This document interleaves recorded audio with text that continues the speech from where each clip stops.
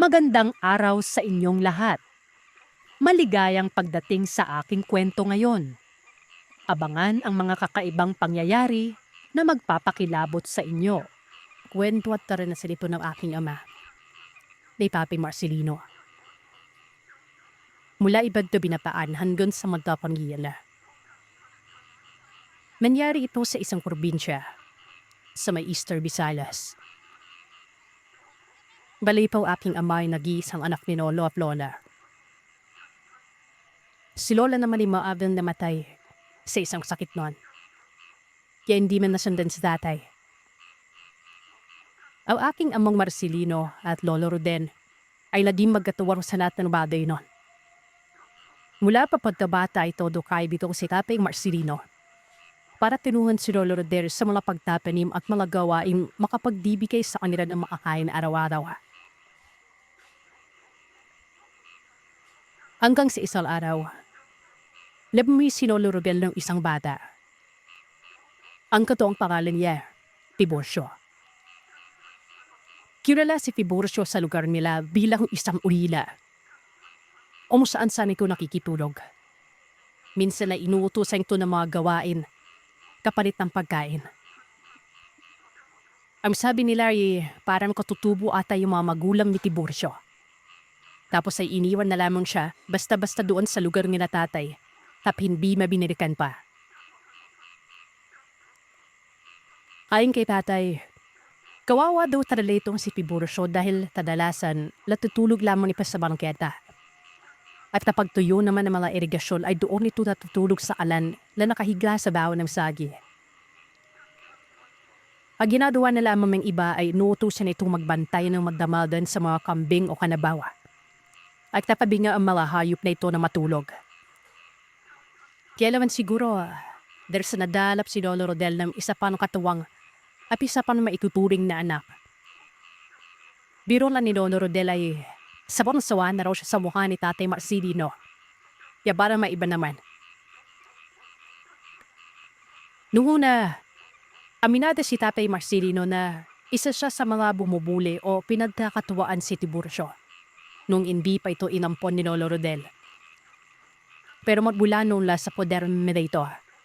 At nakilala niyong lubos si Tiburcio na patnong taon ang agwat ng pagkakatanda ni tatay sa kanya. Ay nakahalap siya ng masasabing bunsing kapatid sa katauhan nito. Dumaan din ang gawain niya sa loob at sa labas man ng bahay. At kung minsan, siya pa yung boss-boss ni Tiburcio. Kaya talagang malaking pasasalamat niya sa kanyang bagong kapatid. Magula din noon ay labing tada pagtanggol na ni Tiburcio si tatay. Maski sa paminsan-minsang pagpunta ni tatay sa sentro, kung saan lay libreng pagtuturo ang mga guro ay kasama na si Tiburcio, na pinuturing na niyang tunay na kapatid. Luwipas sa mga taon, nabinata ang dalawa, hanggang sa naging tama ng edad sa panalasawa. Si Tatay Marcelino ay nakilala ang aking inang si Nanay Lupe at nag-isang dibdib ang dalawa. Dadpatayan ang kubo si tatay at nanay. Tatabi doon sa bahay nila Lolo. Kasama naman ni Lolo noong mga panahon na yon, yung si Tiburcio, sa bahay na yon. Doon sila nanirahang apat na sa iisang lupa lawa. Masaya naman at magkatuwang. Hanggang sa vinapuan ng sakit si Lolo Rodel. Ito din ang dahilan kung bakit yung ibang lupang sa kanila tatay at Tiburcio isinanla nila at hindi na natubos pa. Medpira lamang sila ng lupang sa aham na sapat na sa kanila pero sa kasawiang panabay pumanaw pa rin si Lolo Rodel noon. Yun na ang grabe sa pinaka malungkot na pangyayari na nangyari sa balong nito. Lalong-lalim na si Tiburcio na halos wala atang gabing hindi ito umiinom at umiiyak. Madadrama kung gaano kalaki ang utang niya kay Lolo Rodel. Ay kung minsan pa ay takot na takot itong tinaan na naharan si Papay na mag-ingat.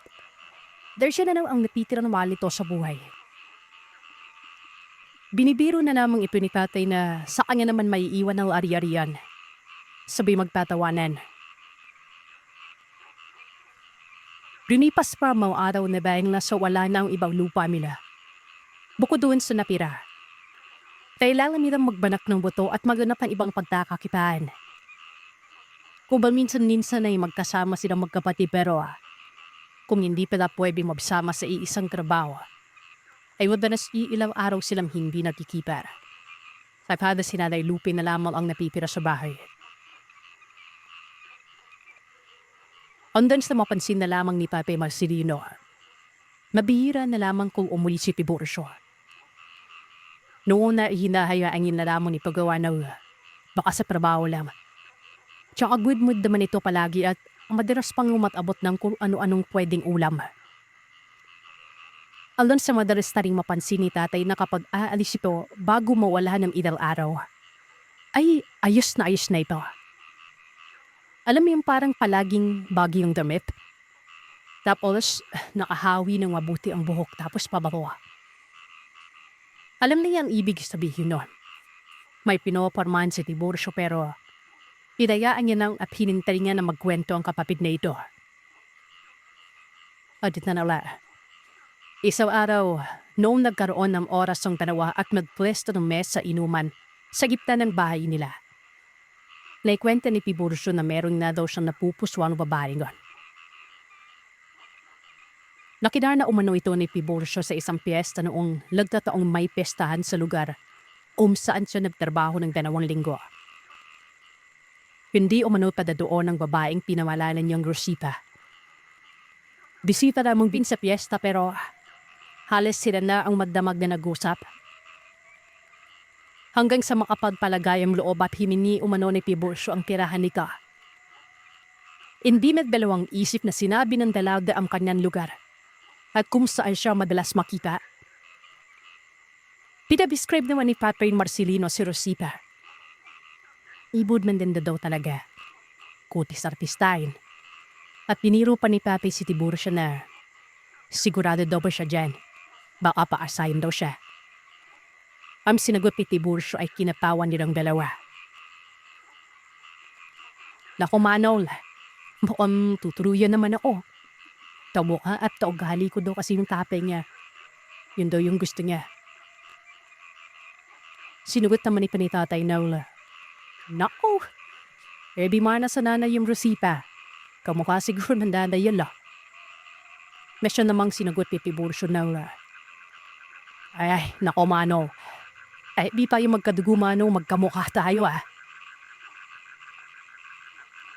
Dadad pa ni Tiburcio. Kaya daw siya nagtatagan ng mga inang araw pag pupunta kina Rosita. Ay bukod sa nililidawan niya ito, pinagsisilbihan. Nakilala niya rin ng maidi ang mga magulang at kapatid nito. At pila ba pamilya na ang turing sa kanya ng mag-anak. Di may bigyan din siya ng trabaho na mga ito. Dahil pinapatulog siya sa kamalig sa bukanan ng kalsada kung saan iniiwan ang motor na mayroong sidecar. Magidising siya ng mamalas stress na madaling araw. Pagkatapos ay hihintay niyang pababa ng mga magulang ni Rosita. Kasama ng mga lalaking kapatid na may dalang sariwang karne at nalalong kanisa.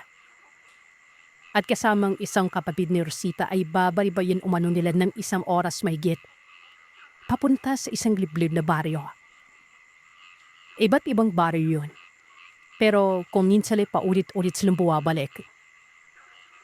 Di nila iniaangkat ang mga karle at pagkatapos ay uuwi na rin sila kaagad. Malaki ang kinikipa ni Tiburcio at talagang napakabait na mga magulang at pamilya ni Rosita. Kaya pala lagi may lamang kapag paalis ito ay palaging bago ang kasuotan. May pambili pala. Laptaman naman ni Pape Marcelino kung bakit hindi pa nakiklento kaagad sa kanya ng kapatid. Ang silagot naman ni Tiburcio ay dahil sa ayaw niyang masulay kumbaga. Alam mo yung paniniwala na kapag ikinwento mo kaagad ay baka hindi maging iyo. Yanon. Kaya nung halos makasigurado na siya na malaki ang pag-asa niya, ay sa kanila ito ikinwento.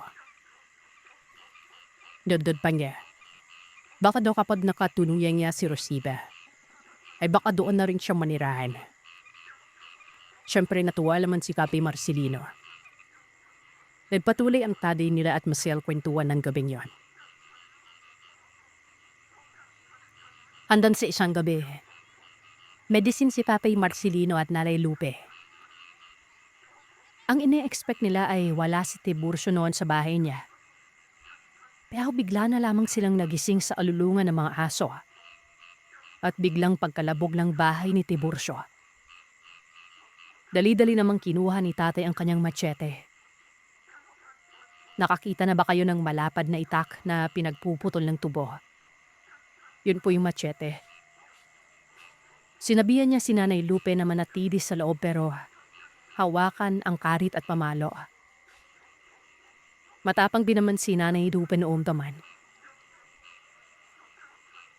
Ang naisip ni tatay noon, baka may pumasok sa bahay ni Tiburcio. Kasi kung siya yon, hindi siya aalulungan ng mga aso. Dahan-dahang lumabas si tatay at sinilip ang bahay. Meron siyang naririnig na mga kalabog sa loob nun. At boses ng isang lalaking para bang naiirita o naiinista, parang may iniindang sakit.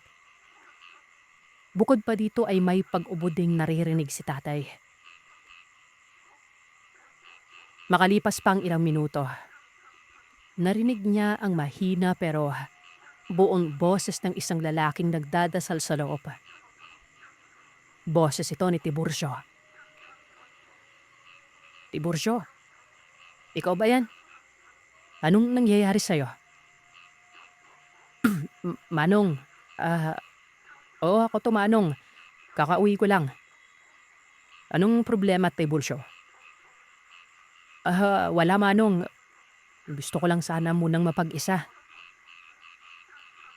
Ayos ka lang ba? Oo Manong, ayos lang ako. Hindi na umimik si tatay pagkatapos noon pero narinig niyang humihikbi si Tiburcio. Alam niyang may problema ito pero sa pagkakataon na yon, mas kailangan ata ni Tiburcio na mag-isa kesa may kahalalay. Ilang araw din na nagmukmok si Tiburcio. Hinihintay siya ni tatay na magayang mag-inom para makapag-usap pero wala. Ang ginagawa na lamang ni tatay ay kapag napapadaan siya ay tinatawag niya ito. Sumasagot naman ang kapatid niya. Sa isang linggo na nagmukmok si Tiburcio sa bahay, nasa 3 hanggang 4 na beses yon kung makarinig sila ng kalabugan sa bahay na yon. At kahit madaling araw na ay paulit-ulit na lamang ding kinakamusta ni tatay ang kapatid. Laging sinasagot ito na ayos lamang siya. Halos mapikon na nga si tatay at sabihan nito na anong ayos ay gabi-gabi na lamang siyang gano'n. Humihingi na lamang ng pasensya ang kapatid nito. At ang lagi na lang sinasabi ni tatay ay kapag naisip ni Tiburcio na makipag-inuman, tawagin niya lang si tatay. Sinubukang silipin ni tatay ang kapatid sa mga gilit o siwang pero mailap ito. Makikita niya na lamang ang anino o di kaya ang kokonting anyo nito sa dilim. Pero wala na. Inihanda na ng aking ama ang sarili noon na baka lang bigo si Tiburcio sa pag-ibig niya kay Rosita. Kaya ganon. Inaalala pa nga ng aking ama mga sasabihin niya kung sakaling maging okay na at handa nang makipag-usap ang kapatid niya noon. Yan naman takang-taka si tatay ng isang hapon. Lumabas si Tiburcio. Sa isang linggo ay ito ang unang pagkakataon na lumabas ito. At sa isang linggo na halos hindi niya ito nakita, may napansin siyang kakaiba sa kapatid. Medyo humaba ang buhok nito. Nangayayat at parang nagkaedad ng konti. Pero maaliwalas ang mukha nito na maayos ang pananamit ng lumabas. Nilapitan nito kaagad ng aking ama. Kinamusta. Ayos na ang mukha ni Tiburcio. At sa buong pag-aakala ni tatay na sasabihin na nitong bigo siya kay Rosita. Nagkamali si tatay noon. Nagbaalam pa ito na aalis at babalik kumano kina Rosita. Tinanong naman siya ni tatay kung ano ang nangyari at ang sabi lamang niya, nagkasakit siya at ayaw niya lang daw munang makalabas nun. Miyakap ni Tiburcio si tatay at masaya nitong sinabi na pagkapunta niya muli kina Rosita, magiging sila na. At kapag sinagot na siya nito ay hindi na siya mag-aaksaya ng panahon para mamanhikan. At hihingin na niya ang kamay ni Rosita sa mga magulang. Hindi alam ni tatay ang mararamdaman noon pero dahil na rin siguro sa kuryosidad. Nasabi niya dito kay Tiburcio na kung pwede ay isama sila ni Nanay Lupe sa pamamanhikan nun. Magtatampo daw siya kapag hindi ito inimbita ni Tiburcio. Saglit na tumahimik si Tiburcio. Susubukan daw niya. Saka na ito nagpaalam at umalis. Takang-taka si tatay gawa nung dati lang habang kinikwento ni Tiburcio si Rosita. Pinagmalaki pa nito na isasama si tatay sa pamamanhikan at sa kasal. Pero noong mga panahon na desidido ng aking ama na makilala ang pamilya ni Rosita, para namang nagdadalawang isip si Tiburcio na imbitahan si tatay. Bagay na alam ni tatay na merong mali nun. Makalipas ang isang araw na wala si Tiburcio, ay siyang sinubukan ni tatay na pumasok sa may bahay ng kanyang kapatid. At sa pagkakataon na ito, takang-taka siya sa nakita. Bukod sa nangangamoy na hindi kaaya-aya ang bahay ng kapatid nito, na hindi naman dapat, may mga sira ang mga pader sa loob ng bahay. Ang kurtina, sira. May mga kumot at mga damit na punit. At ang lubos na ipinagtataka ng aking ama ay ang mga kalmot na nagmamarka sa pader, sa pundasyon at maging sa mga aparador ng bahay na iyon. Bukod pa dito ay nabalay ang ibang kawayan sa may loob ng bubungan. Para bang may nakatirang mabangis na hayop sa loob ng bahay ng kapatid niya. Hinanap niya ang pinanggagalingan ng masangsang na amoy. Bagamat natanto niya kung ano ito, walang kung anong karneng pinanggalingan ng lansa, kundi ang isang damit na punong-puno umano ng maninilaw at nanunuyo ng dugo, na kahit tuyong-tuyo na nga, ay umaalingasaw pa rin ang amoy. Bukod pa dito, walang senyales na nagalaw ni Tiburcio ang panggatong niya o senyales na nakapagluto ito. Sa madaling salita ay mukhang wala itong kinain sa loob ng isang linggo. Alam niyang ilang araw pang mawawala ang kanyang kapatid. Isa-isa ni tatay ang mga naging katrabaho ni Tiburcio. Sinuwerte naman niyang ang dalawa sa mga ito ay kakilala din nila. Nang tanungin ni tatay ang mga ito patungkol kay Rosita, nagulat pa sila at tinanong na, "At halaga? Tinuloy ni Tiburcio yun?" Ayon sa mga ito, sa kwento ni Tiburcio ay may nakilala nga itong babae sa piyasahan. At matapos niyang makilala yon, kapag tapos ng trabaho nila sa maghapon ay lagi umanong nakikipagkita si Tiburcio sa babae. Nakita nila ito ng isang beses lang. Dahil sa isang beses na yon, para daw inimbestigahan o tinanong ng matandang katrabaho ni Tiburcio. Maraming tanong kung saan ito nakatira, kung sino ang mga magulang. Nasagot naman ito ni Rosita pero nang sabihin ng matanda na, isa ka sa mga anak ng pamilyang yon. Tila ba na ilang na si Rosita noon? At ayaw nang makipagkita kay Tiburcio kapag kasama ang mga katrabaho nito. Tapos nung isang araw daw na nagtatrabaho sila, ay sinabihan ng matanda si Tiburcio na mag-iingat kay Rosita. Dahil kung tama ang pagpapakilala ng babae sa lugar at sa pangalan ng pamilya nito, may sabi-sabi daw na ang angkan ng babae ay mga malaing ginawa. Aswang, ang kukulam, nanlalason. Pero syempre, inaway ni Tiburcio ang matanda. Sinabihan na mabait naman si Rosita. Miimbi na siya nila so na sa katulayan ay ginagabi pa siya ng uwi at nakilala niya na rin ang pamilya ng babae nito. Inggit namang umano ang matanda dahil sa hindi pa nagkapamilya noon. Pero aminado ang dalawang atrabaho ni Tiburcio na madundido talaga si Rosita. Kaya nagpapakabin sila kung bakit sa dinami-dami ng lalaking pwede niyang piliin o sa tingin naman nila ay maraming nanliligaw doon. Mas nagagawa ni Tiburcio na duwikit sa kanya. At ang huling habilin nila kay Tatay, pag inatan mo yung kapatid mo Marcelino, baka mayanggaw yan. O hindi kaya dawing pagkain na malayan. Si Patam na nagsabi kay Tiburcio na may lahing aso na si Rosita. Hindi basta-basta sasabihin ni Tatang yun ng walang dahilan.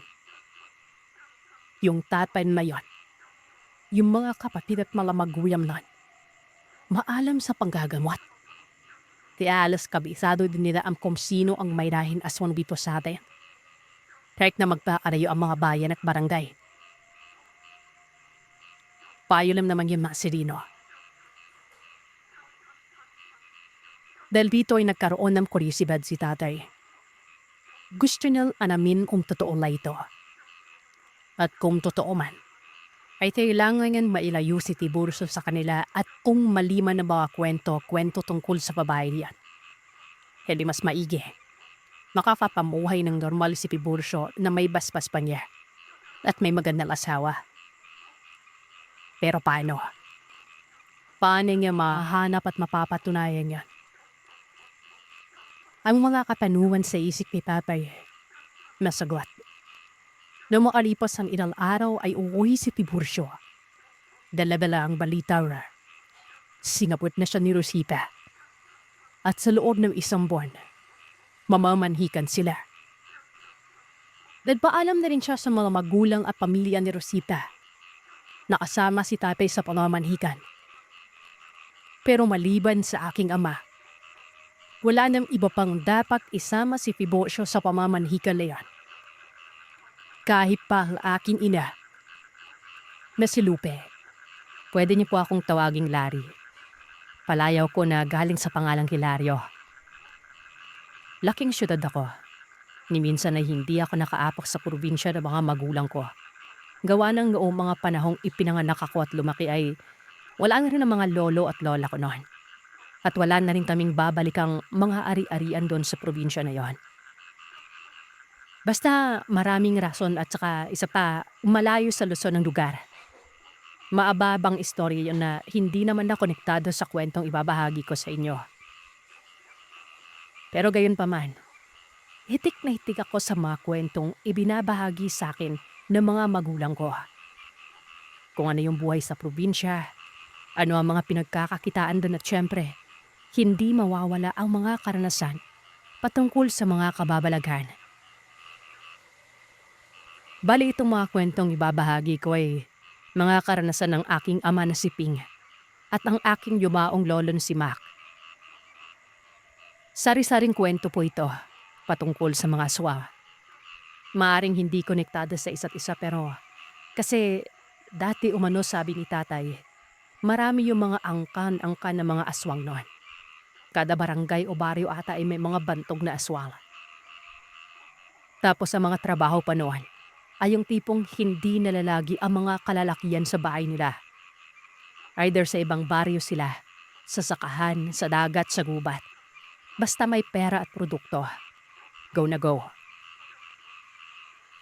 Batang-bata pa ang aking tatay noon. Sumasama na siya kila lolo sa mga trabaho. Nag-iisang lalaking anak sa 4 na magkakapatid at bunso pa ito. Hinantay lamang daw talaga na magkalalaki sa mga anak bago huminto ang lolo at lola ko sa paggawa ng mga anak noon. Bukod pa dito ay hindi na rin nag-aaral si tatay noon dahil hindi pa nga din talaga prioridad ang edukasyon. Subali ito na. Uulitin ko, Iba-ibang mga karanasan ito na maaaring konektado o hindi konektado sa isa't isa. May tinrabaho sina tatay at lolo noon, kasama na ang dalawa pang tiyuhin ni tatay sa isang baryo. Patawid-tawid lamang ang ginagawa nila para makabilis ng lakad. Ni bisikleta ay wala silang dalagawa ng hindi naman nila magagamit ito sa mga dinadaanan nila mga tawiran noon. Bandang 7:00 na umano ng gabi, habang pauwi sila galing sa trabaho. Minsan lamang sila kapag ginagabi, Sir Seth. Depende na lamang kung dun sila pakakainin ng hapunan sa bahay ng pinagtatrabahuhan na siyang ang nangyari nung gabing yon. Bale, patawid-tawid na sila noon sa mga pa-shortcut. Nang maisipan nitong tiyuhin ni tatay na daanan yung kakahuyan na dinaanan nila noong umagang yon papunta sa pinagtatrabahuhan nila. Meron kasi silang naispatan ng mga grupo ng mga manok at mga gulay-gulay at prutas na parang walang nagmamay-ari. Alam mo, maliman Sir Seth, pero aminado sila tatay na kapag may mga manok na malayo sa mga kabahayan, ay hinuhuli nila ito.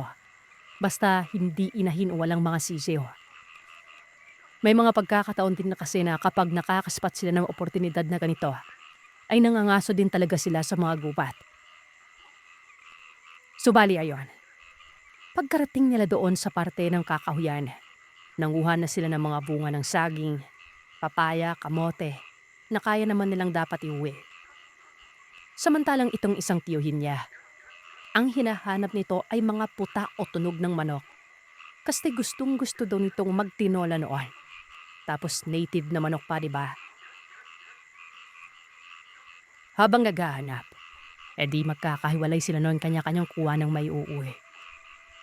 Biglang nagsalita itong tiyuhin niya na may nakikita nga daw siya na parang manok pero parang gansa na pabo na basta malaking manok siya. Ang sabi naman nila tatay noon, hulihin na niya. Sanay namang manghuli sa mga hayop to mga to eh. Bitbit ang pain na lagi nilang daladala kapag umaalis ay nilapitan niya itong manok na ito. Takang-taka siya gawa ng hindi niya alam kung bakit kahit palapit na siya kung saan nakapwesto ito. Sa may bandang dulo na madamo. Para bang hindi siya pinapansin ito. Parang may inaasikaso o may hinahalukay doon. Madilim na nan, diba? Bali-bali itong pinapulan ng tiyuhin ni tatay ng pain. Sabay di pa nitong tiyuhin nga para gapusin ang malaking manok na yon. Pagkabikit niya, lalong nagtaa o namalha itong tiyuhin niya dahil napaalapad o manonoan. Pero parang may kakaiba. Bito niya lapagtanto na bakit parang walang balahibo law sa manok ito. Parang buhaghag ang mga balahibo nito. At yung amoy ay maihahambin mo sa amoy ng bada. Mapalhe. Nakiramdam ang tiyuhin ni tatay noon. O ano ba yung nahuli niya na wala ano-ano? Ay bigla na lamang umalak ng onpi ang nilalaw na yon. Sabay pa. At sa maniwala man tayo o sa hindi, wala o anong nagawa ang pain at pagyakap ng tiyuhin ni tatay doon sa pagbipa ng manok na yon. Dahil sa lapad ng papak nito. At bago pa man nakariak itong tiyuhi, ay pumadaspas la itong malaking manok na gustong ilipad pataas akong lalaking to. Hindi nakabitaw kaagad ang tiyuhi. Hawak-hawak ni Pimpay noon. Bagkos ay nahatak pala ito kaya taot siyang bumitaw kasi baka makaladkad din siya noon. Suwigaw siya lang sunigaw. Ewan pa ni tatay kung bakit hindi mabitaw-bitawan ng iwi na yung pain na yan. Di pa daw mina Sir Seth na parang lilipag la itong malaking ibon na ito. Doon larim medyo malakas na tunog ng mga aak noon. Batuto na lapa umano itong tiyuhin ni tatay pero nang makarinig siya ng boses mula sa ibon o manok na yon. Nausabi ay bumitaw ka. Kung hindi ay ilalaglag kita. Saka nito naisipal kumawala at nagpagulong-gulong ito sa may damuhan noon. Bitula tunuyong yumipad ang miralan na yon. Masigurado silang hindi ordinaryong manok o ibon. Ladanda pulit-pulit pa umano al pailon. At magmula lang mangyaring yon ay hindi mas sila gumawi sa loob ng kakahuyan kapag mabilin na ang paligid. Ito na wal karanasan. Ito naman ay nangyari nung minsan pauwi bin sila tatay. Ito talaga daw baryo na bantok sa marami-rami mga aswan noon. Itong binadaanan nila. Kapag daw dumadaan palagi sila kapay inoon sa lugar na ito, takot na takot siya gawa ng pabidim pa lamang ay nagsasara na ng kabayan yung mga tao noon. Literal na may mga ko anong mga patusok na babakay sa mga kabayan. Nadaan naman sila dito kapag may liwanag pa at kapag may pagkakataon na dumadaan lang sila dito, Sir Sek, ay hindi sila nawawalan ng asin at luya sa bulsa. Isang partikular na hapon noon, naisipan nilang dumaan ulit dito sa may lugar dahil sa maliwanag pa naman. Pero hindi nila inasahan ang mga sumunod na nangyari noon. Habang naglalakad sila sa party lane ay meron silang narinig na mga anabugan sa isa sa mga bubuan na pawid. Sa lakas na lay aakalain nga nila, dalay mga nagpupukpok o bigyan may nagkakarpentero pa ng bahay ng mga oras na yun. Habang papalapit sila sa partikular bahay na yun, ang mga si tatay, dahil sa umaanog yung mismo bahay, parang inaalog o lumivindoy ng sarili niya. Nang papalapit na sila, biglang hatak ni Lolo dito kay Papay na milayo siya dun sa banda ng bahay. At wanaw ano-ano, ay bigla na lamang narimid ni Tatay na yung isang kasama nila. Siwigaw na ula, bumaba ka dyan. Anong ginagawa mo dyan? At daw hatakin na ni Lolo ang itak nila, ay napatingin na rin ang binata ko ang sa taas ng bubuan noon. At dito, kitang-kita niya ang isang matanda na may taliitan. Lalaki. Nakapagpormang magsasaka pa rin na puno ng putik ang katawan. Biyog na bilog ang mga matal kumikinanggan. Habang inaalog at hinahampas-hampas ang bubuan ng bahay. Sigaw ng sigaw sila Lolo noon na bulabay ito pero ayaw makinig. Para na maasar pa. Law akman bumunot ang kasamaan nila ng asya. At akman na sanang ihahagi sa paas ng bahay. Ay biglang pumagausdos pababa ang matanda na ito. At sa maniwala man kayo sa hindi. Ang karaping niya sa mabalang lupa ay naging pusa ito na ewan at tuloy-tuloy na gumapang sa may silo at hindi na lumabas pa. Sinagawan niya ng Lolo yung may-ari ng bahay pero galala lamang ang gulat nila Sir Seth. Nang biglang may sumagot na matanda doon mula sa noob. Dalip na danip ito. At ang sabi niya, ako ang naapira dito. Umalis na kayo. Mamapakaya na mero. Dito nila napagtanto na yung matandang nasa bubo ay siyang palang nagmamayari ng bahay noon. Natatawang tumatakbo na sila noon at huningi na namang binang pasyensya. Kasulab na karanasan. Dapat naman ay karanasan ni Nono. Hindi niya kasama si tatay ni Kabayan magdamadan na ring trabaho niyo doon sa isang koprahan. Dapat medyo overnight kasi dahil lamang manatili ni tatay doon sa bahay gawa ng siya lamang yung nag-iisang lalaki doon sa pamilya di ba kapag wala si Nono. Halong nakakatakot at nakakatawa ito sir kasi sabi ni Lolo, dito niya nalaman na may ewaping panawaswa. Bali ang pinuban nila Nono noon sa magdamadan ay parang silong na bubong tapos oy ng palay, sako at tarapan. Ang pwestuhan nila Lolo, andin daw sila noon Sir Seth, nakapalibot sa bandang labasan ng siguan o tulugan nila. Iniikot sila doon sa maliit lamang na apuyan dahil malamig-lamig umano talaga sa probinsya nila. Landing siguro sa mataas yung mga lupa doon. Maya-maya pa, nakarinig sila ng padaspas at malapabulusok niya.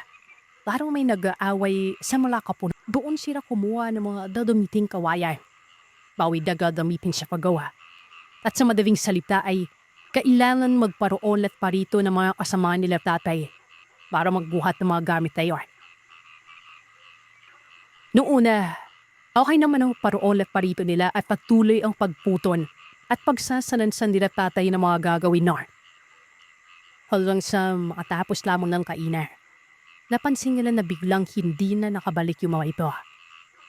Maski yung may-ari ng ginagawang lugar ay nagbabakan na rin noon. Hanggang sa maya-maya pa, dating sa likod, yung binawasan na yung kasamahan na nangunguha ng kawayan doon sa kabilang barangay ay humahangos na tumatakbo papunta sa kanila noon. Hulihin ninaw sa kalono. Nagtanong sila lolo kung ano ang nangyari at daw sabi ng mga ito ay hinahaboy daw sila ng matanda. Matanda waswa. Medalit si lolo noon at sinabihan pa ang mga ito na wag silang pinaglolo noo siya kadahilan ng tanghaling tapat doon. Nakatapos lamang nilang kumain na ka daw, let's siesta lamang ang mga ito kung saan-saan. Pababa tumakas sa trabaho. Pero ay nalam Sir Seth, may iminabas ang isa sa mga kasamaan na hawak-hawak niya noon. At sa maniwala man kayo o sa hindi, pidapyas po na tenga ng tao yon. Dali-daling tumakbo sila lolo papunta sa kung saan nanggaling ang mga ito. At hindi na ding pinagbawalan si tatay na sumama ng gawa ng maganda-ganda lang ang palangatawan nang nagbibinat pa akong ipay. At mas matangkad ba ito kay lolo? Ina, timakbo sila doon at sinanda ng mga kasama nilang nandagaling sa kusaan man. Anong nang tanong si lolo ng kung paano sila nakarating sa parpi na yan napakalayo sa pagkukunan ng kawayan. Hindi nila masagot si lolo pero tanging sinisigaw nila. Ay dapat makita ang isa pa nilang kasama. Basta doon daw sila galing ngayon. At doon din sila nagkahiwa-hiwalay. Nang makaraping sila sa isang may tanawakan na damuhan, sa pagitan ng mga puno ay sigaw sila ng sigaw nasaan na yon. Nasaan na yon.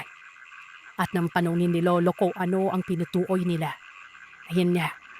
Yung bahay umano ng matanda, kung saan sila muntikan ng kumain at nakakain ng tao.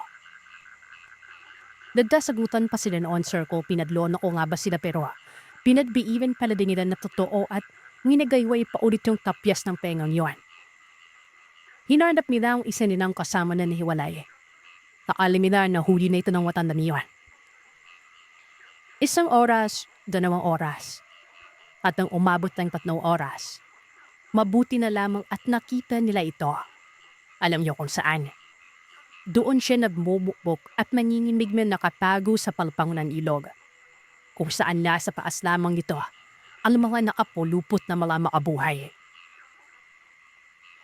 Nung marinig niya yung boses nila lolo na pinatawag siya, ay nagpanong pa ito kung ayaw ba talaga yan.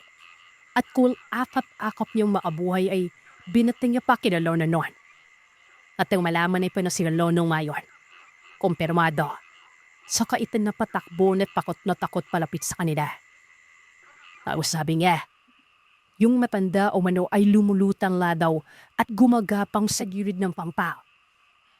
Mabuti na lamang at nakatago siya sa makabuhay kung hindi ay baka nahablit na siya nito. Pero ano nga ba ang nangyari noon? Pagkatapos nga ng tanghalian na iwan, habang binabaybay nila papunta sa mga nakatumpok na mga kawayan, ay nakita nila itong matandang ito na di ba inaantay sila Bert sa mga nakatumpok na iwan. Nagulat sila nang sa isang iglap ay nakalapit tayo sa kanila. At itong isang nakita nila sa may palpang na takot. Ito yung unang hinawakan ng matanda, na para bang nahipnotismo. Sinabi ng matandang ito na siya yung malayong kamag-anak ng lola niya. At oo lamang umano ng oo itong lalaki kahit na hindi nga naman talaga ito kaanak. Maliit na babae ang matanda kaya mukhang harmless. Niyaya niya ang mga ito na sumaglit umano sila. Taarawan daw kasi ng apuya at wala silang masyadong bisita. Kahit nakakain ay nagawa pa rin silang mayaya ng matanda doon sa lugar nito. Sunod lang sila ng sunod hanggang sa makaraping sila sa kubo noon, na para lamang inassembled na bahay. Doon nga ito nakanaday sa malawak na damuhan kung saan sila pumunta kanina. Lapatanong sila kung lasaan yung apo ng matanda.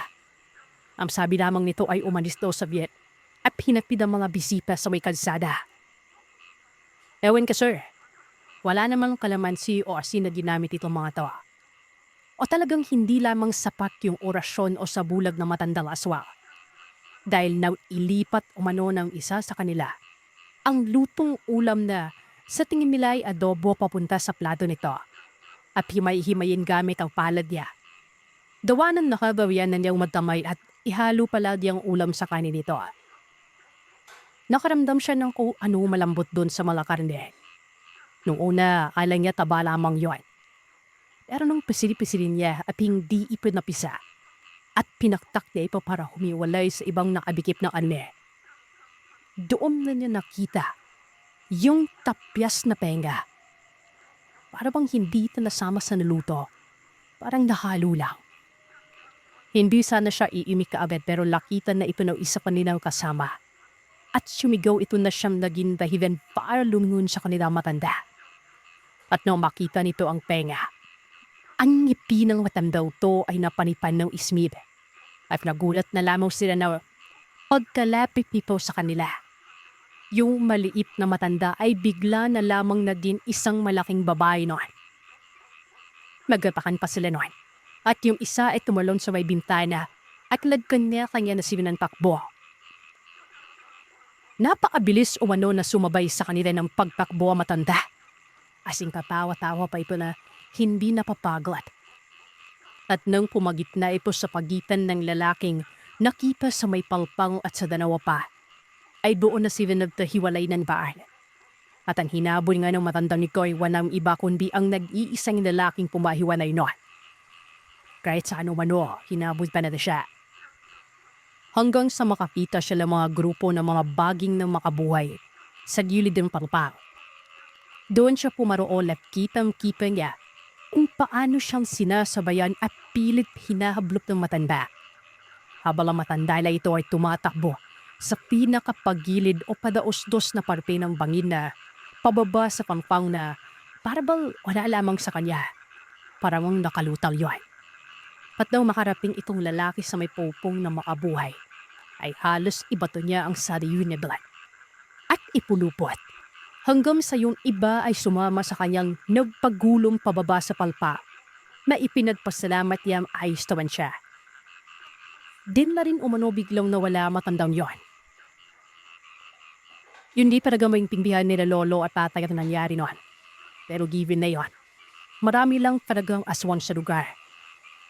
Dating dawi na lamang daw sila tatay at lolo no na kapag maliwanag pa ang pag-uwi ay pwede silang shortcut sa mga daan o sa mga tawiran. At kung analanin na, sa kalsada na. Isnalorender yung tenga sa may barangay. Inilibing ata yon, hindi daw ako sigurado. So bariya yon.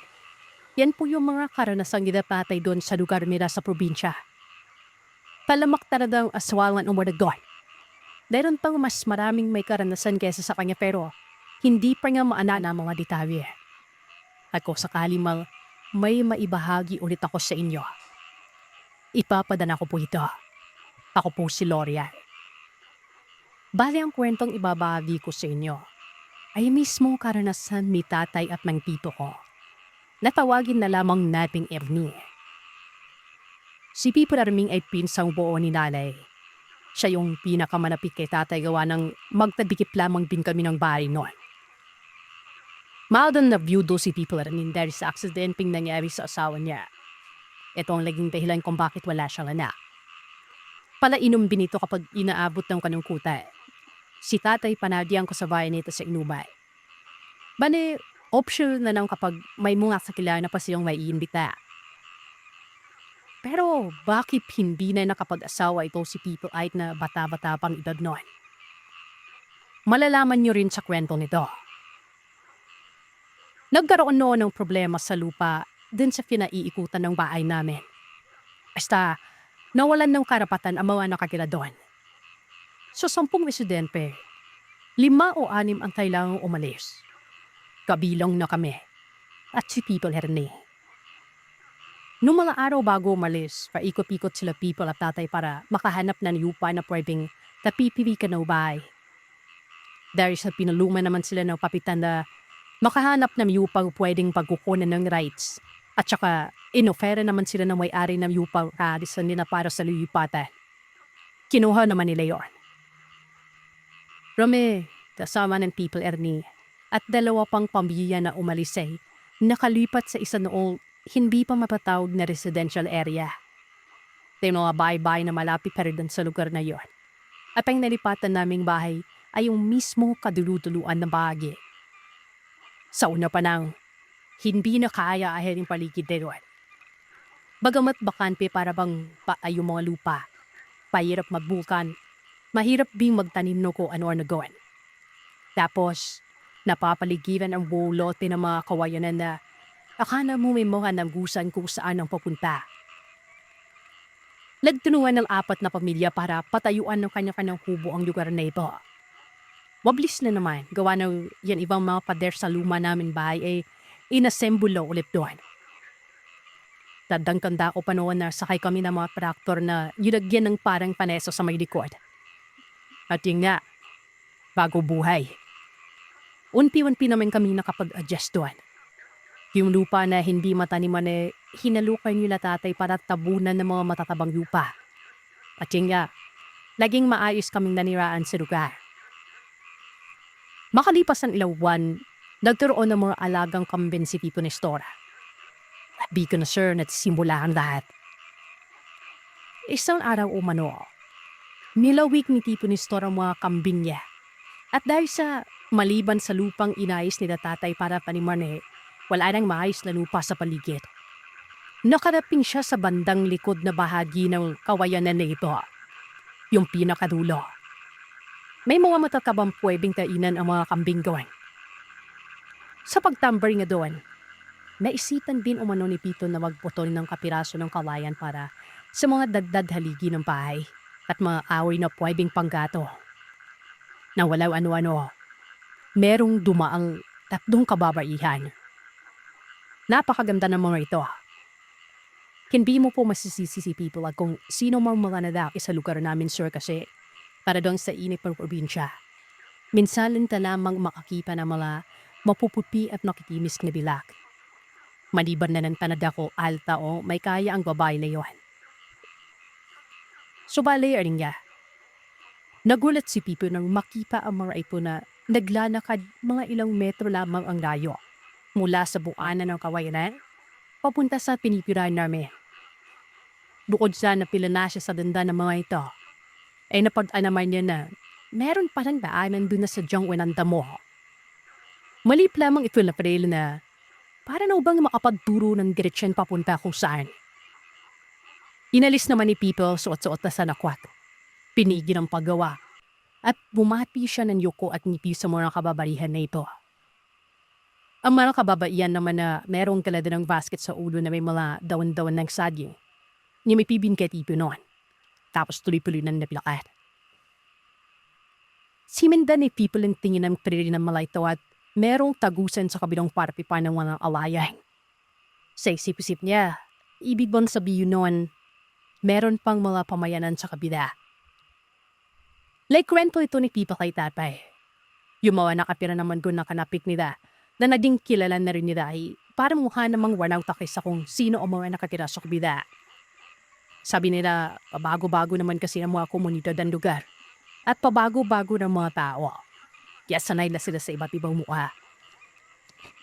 Sa pling sasapit ang hapon na uuwi si Pito. Lagi itong nagpapakain doon sa likod ng kabayanan. Nagbabaka sa kaming makita na ulit ang mga dalagitan nito. Sa ilang beses niyong pagtambay doon, makailang beses din niyang nakita ang mga ito. Hindi man araw-araw pero binabati palagi sila ni Pito. Isang partikular na gabi, nangyari ang kauna-unahang hinakbot na karanasan namin. Gabi, dapat durog nila kaming yaknoy. Dahil ng mga panahon na yun na kapag gabi panaga, walang kaidaw-idaw sa loob ng bahay. Kapag gano'n naman, mas naninibabaw pa rin ang iwanan ng buwan sa labas. Alam na na sa probinsya na nabuhay si Nampara. Maninagbo pa rin ang nilabas ng bahay kapag sinisilip na dahaling sa loob. Una kaming nadisin dahil Kami yung pinakadulo. Nanonood masigaw ang narinig namin noon.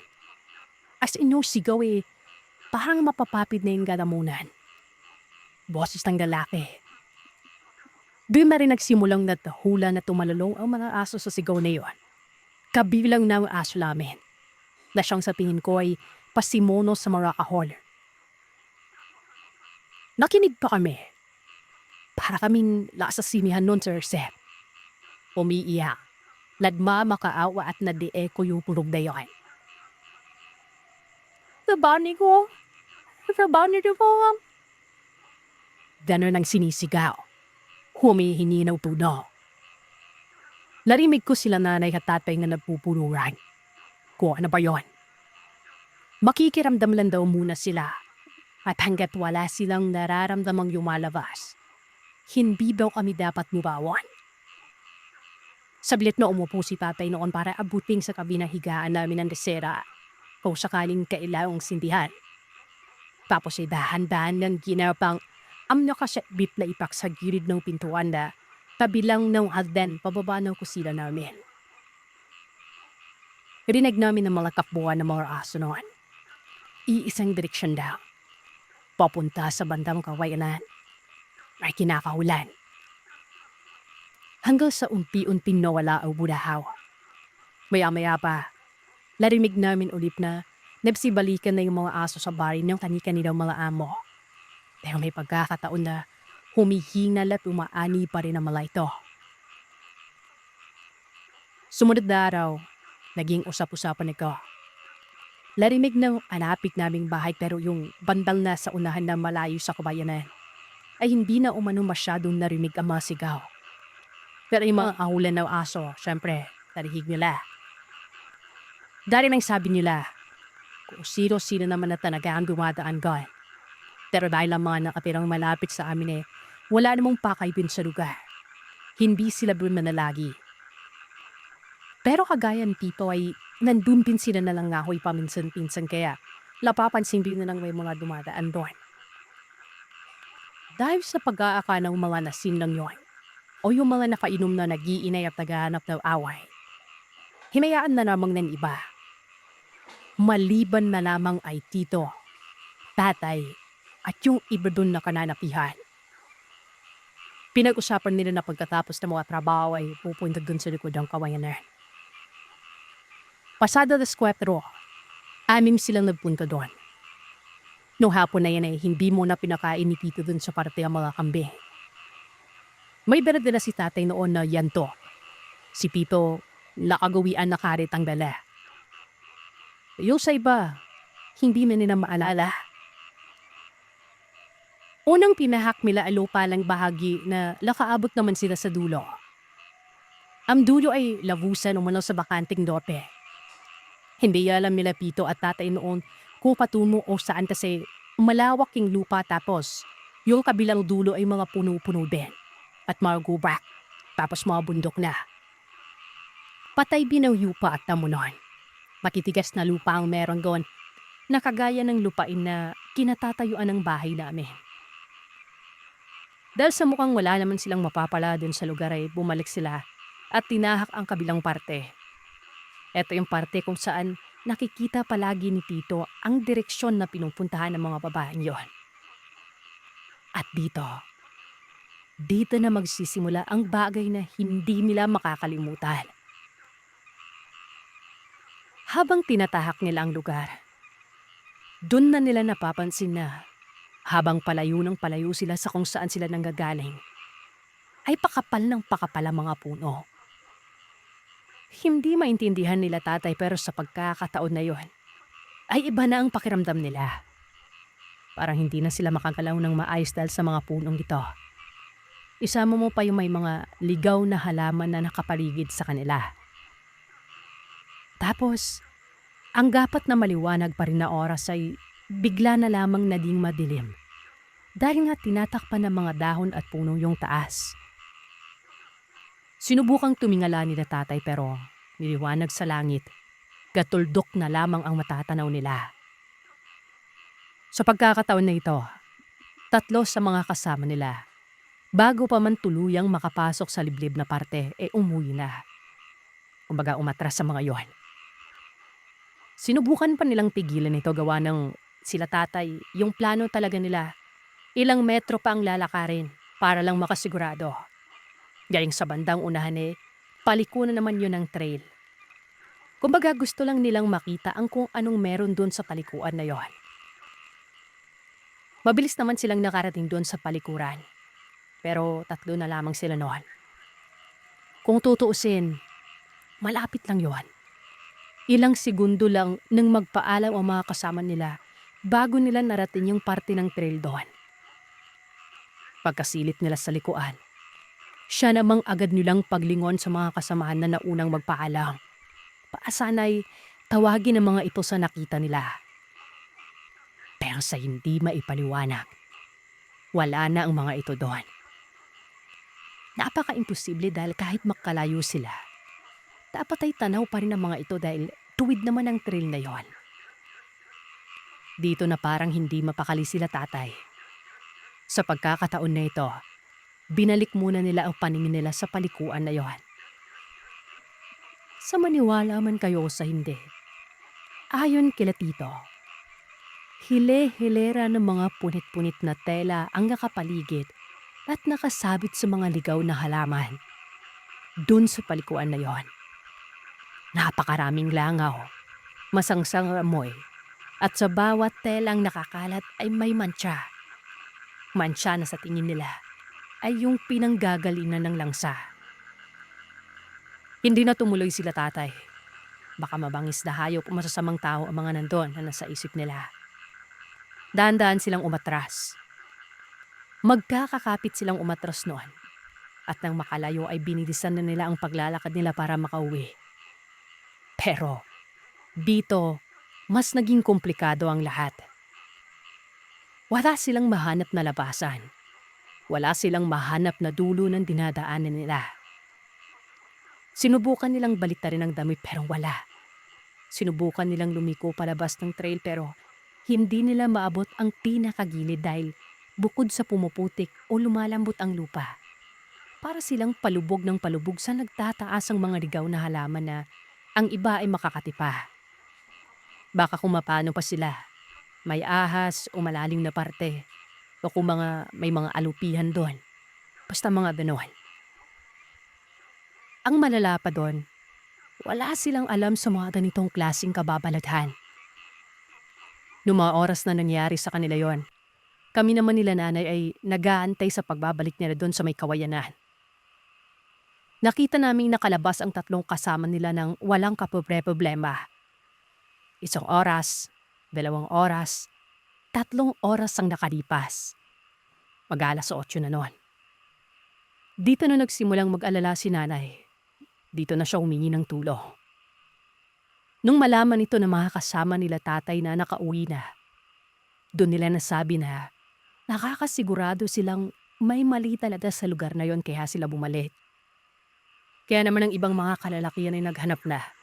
Dala-dala ang kani-kanilang apoy, patalim. Meron pang nagdala ng Indian pana noon o kung ano pa. Ang iba naman, bumaba sa gate sa barangay para kausapin ang punong barangay at nakahinimang back up sa mga mendoan. Habang nangyayari ang kumusyon, ganito naman ang nangyari kina tatay. Base sa pagkakakwento nila ni Tito. Habang patuloy nilang binabagtas ang daan na sila ay pabalik noon, something dasan na umano ang kasama nila noon na bata-bata pa sa kanila. Mangyak-yak o manayan sa takot. Sinusubukan pa rin ng people noon na yumihis sa pinaka-tree ng daan pero wala pa naga. Pasing wala nung kasiguraduhan ko ano yung dulo ng mga ligaw na halaman. Hanggang sa nung subukan ulit niya lumiko sa isang parte. Napansin ni people na medyo hindi na maputik sa paraping yon. Kaya naman pinuloy pa ni people na konpi kahit na hindi nga halos makita ang mga paya. Gawa ng sobrang kapal na mga ligaw na halaman gawin. Mila ilan yung pakpa nung maramdaman niya na unpi-unpi na namang namasa ang paa niya. Kaya isipan niyang kumanay. Yun nga lang. Nakadanawang hakbang pa namang umano siya pabalik sa trail. Pero bigla na lamang may kumapit sa paa niya. Mabuti na lang at bago pa man maging mahigpit ang pagkahawak na yon, laibawi na kaagad ni Pito ang paa niya at dali-daling tumakbo pabalik sa prayer. Ano yun? Ano yun? Ulit-ulit ni Pito sa sarili niya. Sa pagkakataon na yon, yung pwesto kung saan nakaramdam si Pito ng pagkapit sa mga paa niya, may bigla na namang kumariskos at manang ano-ano. Merong tumayo mula dun sa diplanan, nagtataas ang ligaw ng mga halaman. Mamasa-masa ang buhok nito. Bagsak na hindi na dinoon ka nakikita ang mukha niya. Kumbaga parang bagong ligo. Makalipas lamang ang ilang segundo, muli itong yumuko sa ilalim ng mga halaman na yon. Sabay noon ay ang pablanit-ip naman ng mga sanga sa mga punong nasa itaas ni na mismo. Nagdaka na blaben pang ibang mga tuyong dahon at maliliit na dulo ng mga sawanon. Yunawakan noon ni Papay ang batang kasama nila. Ibibigay niya dito yung pangampas. Isimiksik niya yung amay niya sa pagitan ng mga butas ng sando nito sa likuran at sinabihan na huwag tumakbo. Hanggat maaari ay huwag silang maghiwalay. Sisido pa sana si Papay noon na suko na kami. Latagakabilang lugar lang naman kami at napadaan dito. Sa pagdakay lang mga rebelde yun. Hanggang sa makarinig sila na matinis na mga sigaw mula sa paligid. Sa taas, sa parte ng mga makakapal na halamanan, na para bang pinaikutan sila noon. Imiladay nila tatay noon sa diplomina ni Pico ang batang kasama. At papatapos ay patuloy na pinahakandaan na inaakala nilang pabalik. Sa bawat pag-akbar, sinusundan sila ng mga pagdalaw ng sala at mga halamanan sa paligid. Hanggang sa ayun na naman, unti-unti uling yumifaw ang isang ulo sa diplano makapal ng mga halamang ligaw. Hindi na alam ni Tatay ang gagawin naman. Kumbaga na blanco na rin siya.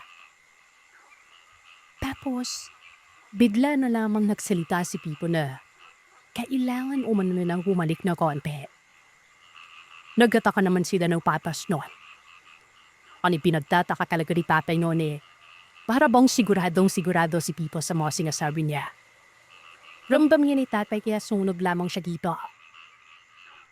Sa pagkakataon na yun, nawala na naman ang ulong sinsilip sa kanila. Pero yung mga pagdalaw, patuloy na nakasunod. Ininto si Pipo. Tapos nagsalita ito la, Bito. Bito ba? Pinanong naman siya ni Tatay na ano ang ibig niyang sabihin. Kung siya ba yung kausap ni Pipo na. Pero hindi siya pilansin ni Tito. Sa puntong ito, lumis na ng tray sila Papay sa panguna ni Tito. Pila-pila tayo. Isang henera na lang yakad ha. Kung saan ako nakaapak, dun bindayo. Sabi umano ni Tito sa kanila. Sinundan nila Tatay yun. Dito na napapansin ni Tatay na parang kumikitid ata ang daanan nila.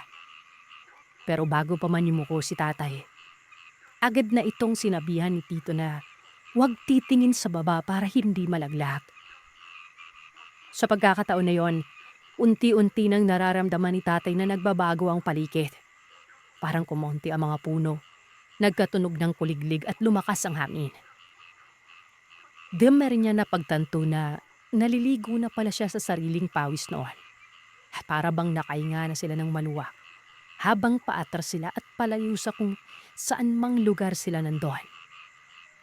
Tapos ayun na, bigla nang nagbulong si Tito na dalian niyo yung pagkakbal. Bilisan niyo pero mag-ingat pa rin. May mga tunugan pa rin ng sanga sa itaas noon. Ilang beses ding iniangat nila Tatay ang mga ulo pero hindi nila makita ng maayos dahil sa napakadilim na ng lugar. Hindi nila naisip na 8:00 na pala. Hanggang sa magulat na lamang sila bigla. Nang hatakin na sila ni Tito Erning na siyang ikinabuwal nilang tatlo. Napadapa si Tatay at yung bata. Pero hinatak sila ni Tito hanggang bitawan na sila at napaupo na rin si Tito sa may damuhan noon. Saktong-sakto nung pagbagsak nila, naaninag pa ni tatay na merong isang kamay noon. Mapuputlang mga kamay na bigla na lamang lumabas sa may kawalan na pilit siyang inaabot. Si tatay kasi yung pinakamalapit dun sa nilabasan nila. Ilang pulgada na lang ay maaabot na siya noon. Mahahaba umano ang mga kuko nito. At sa mga braso ay may mga parte ng mahabang buhok na nakapulupot. Napasigaw si tatay. At ang taning nasabi na lamang ni Tito ay umatras na lamang siya ng konti. Ligtas na sila. Hindi na makakatawid ang mga yon dahil may maaabutan sila. Kung ano man yung naabutan na yon, siguro ang ibig sabihin ni Tito ay ang mga sumunod na nangyari. Dahil ilang segundo lamang ang nakalipas matapos silang makaatras, ay narinig na nila ang mga paparating. Ito yung mga grupo ng naghahanap sa kanila noon. Grupo ito ng punong barangay. Malay sa kabilang parte sila ng gagaling. Inakay umano sila ng mga ito.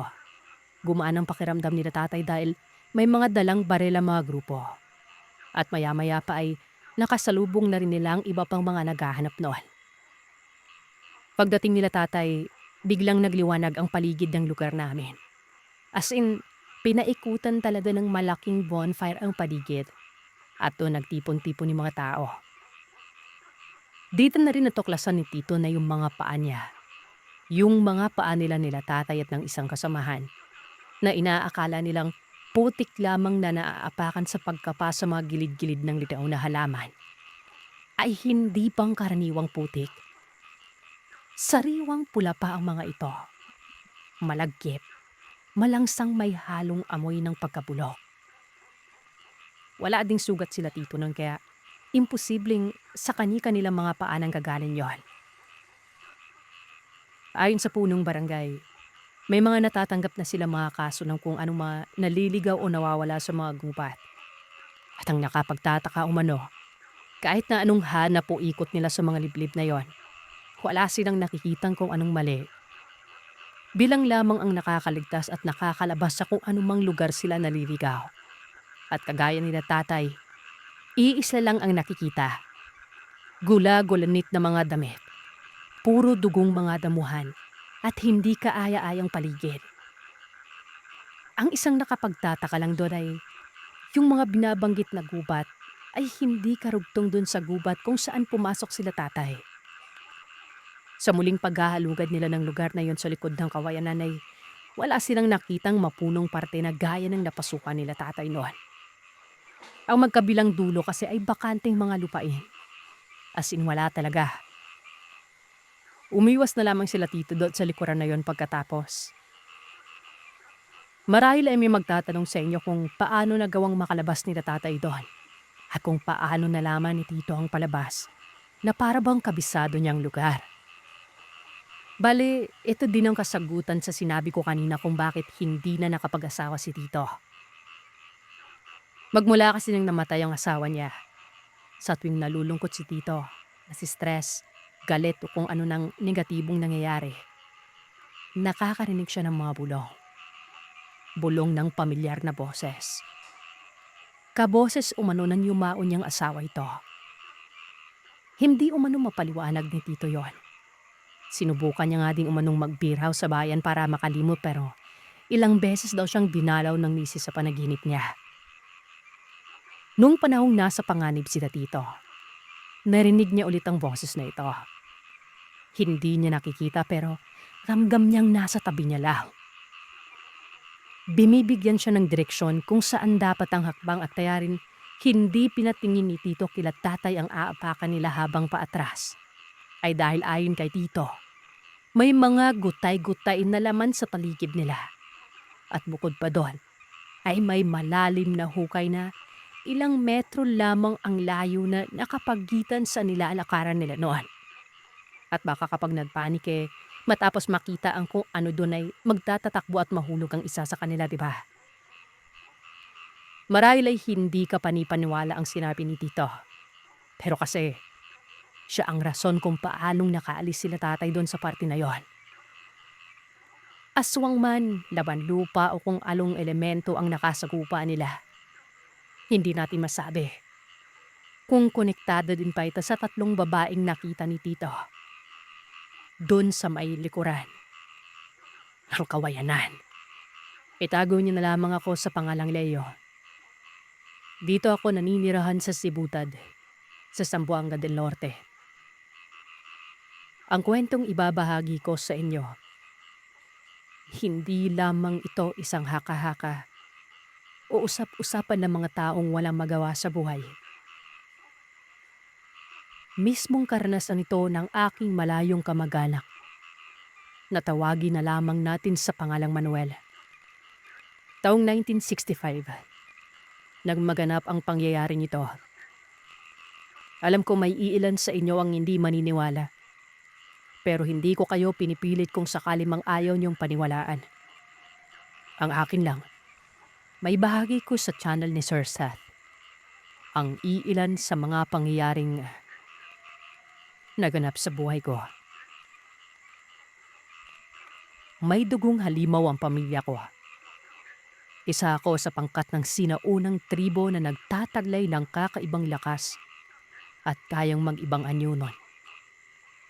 Kaya ko maging isang malaking pusa, aso o kaya naman ay baboy. Lalong-lalo na kapag sumapit ang kabilugan ng buwan. Kung kailan, yun ang panahon ng tagutom ng mga katulad namin. Nakuha ko ito sa aking mga ninunong nagmula pa sa tribo ng mga baluga. Nang mga panahong ito, kadalasan ay hilaw na karne lamang ng hayop ang kinakain mula sa mga nahuhuli galing sa kagubatan. Sariwang dugo at naman loob ng hayop ang siyang palaging nakahain sa pagkainan. At yun nga ang aming nakagisna ng aking mga kapatid. Kung kaya't ito na ang hinahanap-hanap ng aming panlasa. Maging ang dugong babaylan ay nasa pasalin-salin na rin sa aming lahi nun. Gawa ng iilan sa mga kamag-anak ko. Nakapag-asawan ng mga babaylan. Gaya na lamang ng aking ina.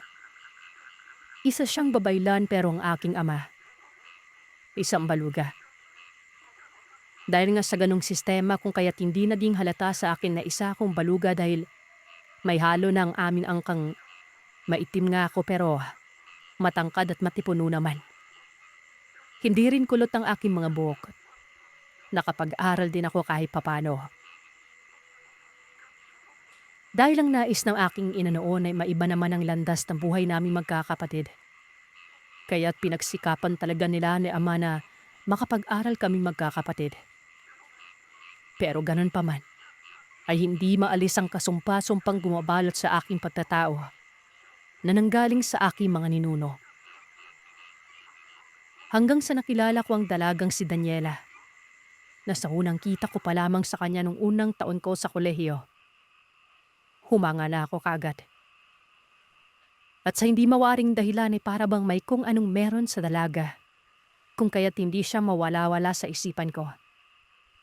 Pakiramdam ko, nahulog ng logo sa dalagang yon. Hindi lang bastang nahulog, Sir Seth. Yung tipong, alam mong mahal mo na. Dahil nga sa bugso ng aking damdamin ay napagpasyan ko ang isang bagay. Yun ay ang lihim ko siyang pinagmamasdan at sinusubaybayan mula sa hindi kalayuan. Hanggang sa makakuha ko ng isang pagkakataon. Nangyari ito nung tatlong nagtatangkarang mga kalalakihan ang humarang sa daraanan ng dalaga. Sakto pang nasa liblib na daan yon.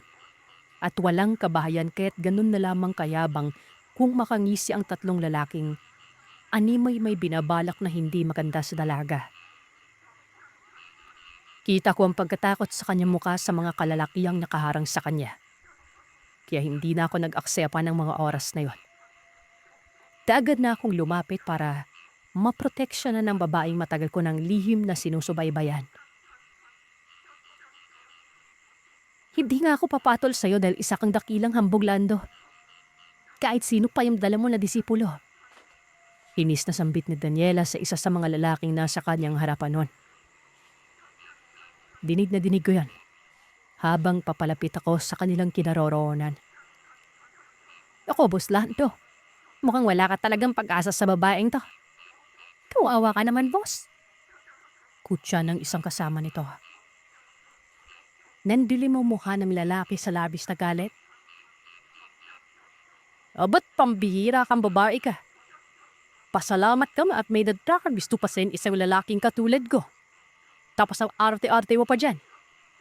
Nakanising wika ng lalaking lagnamra ng Lando. Wala akong pakialam sa'yo. At hindi ko hiniling na bistuhin mo ako. Dahil kailan ay hindi ako magkakagusto sa isang katulad mong hambog. Ito yung tapandaan mo hambog ka. Kahit na dumating pa yung araw na ikaw na lang yung lalaking mapitara-bito sa mundo. Hindi ako magkakagusto sa isang kapulad mong pangit pa ang pabumukha. Napakahambog pa. Kaya pwede bang tumabikat para anin mo ako? Ba't boss ano? Ayaw mo na naman pagsalitaan ka ng babaeng to ng masakit? Utusan mo lang kami, boss. Kung ano ang gagawin namin sa babaeng to. Abay nakahanda kaming paglingkuran ka ng buong puso, Boss Lando. Wika ng isa pang lalaki. Wala naman, boss. Yung mahiyaang isang katulad ng babaeng tayo magpapahiya siya nalaiti ng itsura mo. Abay hindi tama yon. Abala ng katlo sa pakikipagdebatihan kay Daniela. Kaya naman hindi nila napansin ang paglapit ko sa kanila. Kita kong akmang papatulan na ng lalaki si Daniela kaya't maaga po itong sinaway. Sayang laki ng patawan na at angkad mo kung papatulan mo lang paling walang kalaban-laban at mahinang babae. Mabilis kong sambit na. Lawas sa ganun ay maagaw ko ang atensyon nila. Nabalin lahat ang kanilang atensyon sa akin nun. Ngiting aso itong si Lando at ang kanyang dalawang mga aripores habang nakatingin sa akin. Pero kahit tatlo ilan pa sila ay hindi ako nagpasindak gawa ng alam ko na trip yun na ang aking lakas. Kung ano mang lakas ang meron sila. Ba't sino naman tong sunog at napakapangit na lalaking Daniela? Edmin sabing maliligaw mo rin siya. Panong nila ando sa balaga habang nakanisingon. Akalain mo ga naman di mo naman sinabi ang katulad ng lalaking to pala yung tipo mo, Daniela. Bakalay ka sa akin kanina, iwambas Yung pala di pa ako nababag sa sunog na paong to. Nararap pala mga labi at malilisik ang mga mata ni Lando. Lang banggitin niya mga katagang yan. Hindi nga ako nagkamali sa aking iniisip, Sir Seth. Dahil nung isa-isa silang sumubod sa akin para sa tupin ako at pagtulumet, may isa sa kanila ay hindi makalang aking lakas. Sa huli ay napagdesisyon na nila na sabay-sabay silang sasugod sa akin. Pero isa-isa rin silang bumagsak at lagtamo na mga pasa at pilay sa katawan. Kita ko ang takot at pagtamangha sa mga mata ni Daniela nang tingnan ko siya. Pila porsigyuda naman ang grupo ni Lando. Dahil sa kahit naganda pilay-pilay na, bugbog na ang katawan. Ay pinipilit pa rin nilang bumangon para makipagsuntukan sa akin. Hindi pwede to. Hindi ko pwedeng ipakita sa kanila yung totoo ko. Sambit ko na. Lag-isip ako ng paraan.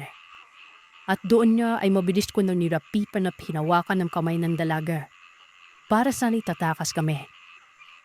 Pero nahawakan ako ni Lando at mabilis na naitulok si Daniela. Kasabay nun ay binigyan niya ako ng napakalakas na santok nun. Hindi ako nakapaganda. Lapaatas ako lang ilang hakbanga habang sapu-sapu ang mukha ko nun. Tumawa si Lando. Para bang naglagi siya sa laban. Hinid-sinid niya akong pinabsasasapak sa mukha nun. Hanggang sa sumubsob ako sa lupa. Ano? Lasa ng yabang mong lalaki ka. Yabang mo pa kanina. Dimawan ka dyan at maglaban tayo. Hindi ako papayag na makuha ang dalagang to dahil ako nauna sa kanya. Akin lang yan. Hindi ako namamahagi ni Kusingman. Nakita ko mabilis na nilapipan ng dalawang lalaki sa Daniela. Samantalang si Lando naman ay dahan-dahang lumapit sa dalaga habang nakangisi nun. Mabilis niyang binakba ang dibdib ng dalaga, Sir Seth. Halika dito, Daniela. Ina mo namang akin ka rin, di ba? Kaya hindi ako papayag na makuha ka ng kung sino-sino law. Nang makita ko ang ginawa ni Lando, ladpantig ang magtabilang penakot. Doon ay hindi ko na napigilan ang sarilit, panandali ang nakalimot. Mabilis pa sa kidlat na nilapitan ko sila't isa-isang pinagsasasapak hanggang sa magkanda bali-bali na ang mga buto sa katawan. Bumalik lamang ako sa sarili nang marinig kong sumigaw si Daniela ng tahamana. At ang tingnan ko ang tatlong yon. Nakahandusay na mga ito sa lupa't sumusuka na ng dugo. Mabilis akong napaatras at nilingon ng dalaga. Maluwa-luwa na ito habang nagsusumiksik sa gilid ng puno't takot na takot. Pasensya na. Hindi ko sinasadya yung nangyari sa kanila. Nadala lang talaga ako. Nakita ko yung kahiyupang ginawa nila sa'yo eh. Paghingi ko ng paumanin sa dalaga nun. At dahan-dahan ko siyang ilapitan. Huwag ka matakot sa akin. Hindi kita sasaktan. Hindi ako masamang tao gaya nila. Nakita ko sa mga mata niya nung nag-aalangan siyang tumugon sa sinabi ko. Kung kaya't malumanay akong nagsalita at sinabi sa kanyang, umalis na muna kami sa pinangyarihan bago pa man may makakita sa aming ibang mga kasamahan ni Lando. Nang iabot ko ang kamay ko ay marahan naman niya yung tinanggap. Magkahawak kamay kami na umalis na nga kami sa pinangyarihan. Yung medyo makalayo na kami ay kaagad nang bumitaw ang dalaga sa pagkakahawak sa kamay ko. Pakiusap, hayaan mo muna ang sarili ko na magpakilala sa'yo. Sabi ko nang huminto kami. Nagtanong ito kung sino ako at bakit ko siya tinulungan. Baka daw katulad din ako ng hambog na si Lando at may masamang balak. Sinabi ko sa kanyang hindi ako mayaman. Yung isang simpleng mamamayan lang ako. Biniro ko pa nga siyang hindi ba halata sa balat kung hindi ako mayaman nun. Napansin kong ngumiti sandali ang dalaga. At doon ay sinamantala ko ng pagkakataon sa kanya magpakilala. Ako nga pala si Manuel. Pwede ba kita maging kaibigan, Daniela? Malumanay kong tanong nun. Tumango ito at kumiti. Pero may pagtatakang tinanong niya kung paano ko umano nalaman ang pangalan niya. Saglit akong natigilan nun at hindi makapagsalita. Matapos itanong sa akin ng dalaga kung paano ko nalaman ang pangalan niya mabuti na lamang at mabilis akong nakapag-isip kaya naman. Agaran kong sinabi sa dalagang narinig ko siyang tinawag na Daniela ni Lando. Kaya nalaman ko ang pangalan niya nun. Hindi nga ako nagkamali sa iniisip ko, Sir Seth, na tama ang pagkakataong yon para makilala ako ng dalaga. Kahit na nabugbog ako ng panandalian ng grupo ni Lando, ayos lang. Kapalit naman nun ay labis-labis na kasiyahan ng nararamdaman ko. At dahil nga sa nangyari yun, ay mas lalo pang lumalim ang pagtitinginan at ugnayan naming dalawa ni Daniela. Hindi na ako nagpaligoy-ligoy pat naglakas na ako ng loob na ligawan siya. Hanggang sa hindi kalaunan, ay tuluyan ko nang nakuha ang loob niya at napasagot ko rin nun. Tanggap niya ang bilang ako at ang pamilya ko sa uri ng mga tribo. Pero lingid sa kanyang kaalaman ng pagiging aswang ko at ng aking angkan nun. Minsan pa nga ay napag-usapan ng aking pamilya at napagsabihan akong layuan ko sa Daniela. Dahil darating ang panahon na malalaman ni Daniela ang tungkol sa lihim ng aming pamilya. Ano na lamang raw ang gagawin ko kapag dumating ang araw na yon. Mang, Pang, hindi po pwede. Mahal ko po si Daniela. Hindi ko kayang layuan siya. Pangako gagawa ko ng paraan para hindi siya mabigla. Oras na malaman niya yung tungkol sa lihim natin. Manuel, kapakanan ng lahi natin ang nakasalalay dito ha. Ano na lamang ang sasabihin ng kasintahan mo kapag nalaman niya ang totoo? Hindi naman sa pinanghihimasukan namin ang relasyon ninyong dalawang anak. Ang akin lang timbang-timbangin mo kung ano talaga ang nararapat at makabubuti. Pang, pasensya na po kayo, pero hindi ko po mapagbibigyan ng gusto niya ni Mamang. Dahil sa pinanindigan ko ang pag-iibigan na aming dalawa ni Daniela. Kaya naman wala nang nagawa pa ang mga magulang ko, kundi hayaan na lamang kami.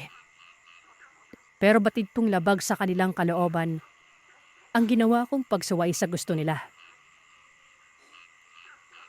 Ilang beses ko rin siyang binala sa aming munting tahanan. Pero hindi man lamang ito pinakitaan ng maayos na pakikitungo ng aking mga magulang, maging ng aking mga kapatid. Baka raw kasi sa bandang huli, iwan lamang ako nito at yun na nga, kapag nalaman ni Daniela ang totoo ay magkandaletse-letse na. Daniela, pasensya ka na sa mga pinapakitang hindi maganda ng pamilya ko ah. Alam mo kasi, hindi ko na natapos pang sasabihin nang sumabat si Daniela at nagwikang, alam niya at nararamdaman niyang natatakot lamang ang pamilya kung masaktan ako sa bandang huli. Dahil sa malayong malayo ang katayuan namin sa buhay. Lalong-lalo na umano pagdating sa balat. Sinabi niya pang hindi naman na raw siya manhid para hindi yan maramdaman pero wag umano akong mag-alala. Dahil hindi siya susuko hanggat hindi niya makukuha ang loob ng pamilya ko. Ganun niya umano ako kamahal. Natatakot man, ay pilit ko na lamang ikinubli yon. Isang hapon, pag-uwi ko sa bahay namin ay nadatnan ko ang tiyuhin kong si Tio Poloy. Nakangisi itong tinanong ako kung nasaan na raw ang kasintahan ko noon. Hinatid ko na po sa paanan ng baryo nila, Tiyong. Mukhang masarap gawing pagkain ng kasintahan mong yung Manuel ah. O kaya naman bakit hindi ka magdala ng mga kaidaran mong taga-ibang lugar dito sa purok natin? Para naman may maihahanda tayo pagsapit ng kabilugan ng buwan. Mga ilang araw na lang yun oh. Nakangising soisyon ng tiyuhin ko. Nanginginig ang mga kamay at natatagi sa mga ngipin kong tinitingnan ng tiyuhin ko at sinabihan siyang wag na wag niyang pagkakainteresa ng babae mahal ko. Kundi, magkakasubukan kami. Nanilisik na namumulang mga mata namang mabilis na dinakma ni Tio Puloy ang kwelyo ko at nagwika ng, "Abat tumatapang ka na ngayon ah. Sabihin mo nga sa akin, saan ka humuhugot ng tapang mo pamangkin ha? Baka gusto mong, Puloy, bitawan mo yung anak ko. Umalis ka na rito sa pamamahay ko. Ayoko ng gulo. Kaya kung maaari lang sana'y pakiusap umalis ka na." Awat ng aking ama sa kapatid niyang hambog noon. Aha, kaya naman pala tumatapang na itong pamangkin ko. Dahil sa tumatapang na rin yung ama niyang mababang uri. Itong tandaan mo, Sir Singh ha? Hindi pa tayo tapos. Yang katamang ipinakita ninyo sa akin, pag-iigihan niyo lang palagi. Gigil na sambit ng tiyuhin ko. Bago ako binitawan at nagmamadali ng lumabas ng bahay. Sa totoo lang, Sir Seth, magmula nang mapangasawa ng aking ama si Mamang, binago niya ng sarili. Sinunod niya lahat na kagustuhan ni Mamang noon na hindi na mambiktima pa ng mga tao. Bagos ay pawang mga lamang loob ng hayop at preskong dugo na lamang ang kinakain niya. At ganun rin kaming mga anak niya. Para lang hindi tuluyang manghina ang aming katawan. Samantalang ang mga tiyuhin ko ay nambibiktima sila ng mga tao sa mga karatig lugar. At yun ang ginagawa nilang pagkain, oras na dumating ang panahon ng kagutom. Kaya ganun na lamang kababa kung ituring ng mga tiyuhin ko ang pamilya namin. Dahil sa isa umano kami sa mga mababang uri ng mga aswang. Tandang-tanda ko pang sinabi ng tiyuhin ko nga, darating at darating ang araw na matatakam kami ng lamang loob ng tao nun. Hanggang sa umabot na sa puntong, aanib umano muli ang pamilya namin sa kanila.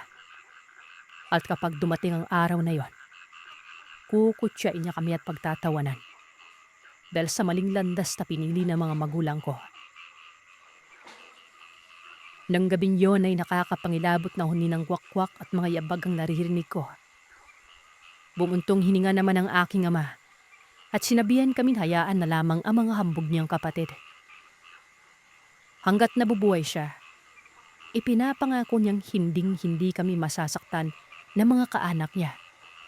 At lalong hinding-hindi kami aanib sa grupo ni Tio Puloy na walang ibang ginawa kundi ang mambiktima ng mga tao. At yun ang ginagawang pagkain. Isang beses, kabilugan ng buwan ng gabing yon, lingid sa kaalaman ko, binalak pala ni Daniela na puntahan ako sa bahay. Mag-aalas 7 na nun. May kalayuan ang aming tirahan sa Kabiasnan pero dahil sa kaarawan ko nun, kaya't marahil ay naisip niyang sorpresahin ako. May katagalan na rin kasing kaming hindi nagkikita dahil sa mag-iisang buwan pa lamang bago dumating ang kapiestahan. Pagsapit ng kabilugan ng buwan ay pinaghahandaan namin ng pamilya ko ang gabing yon.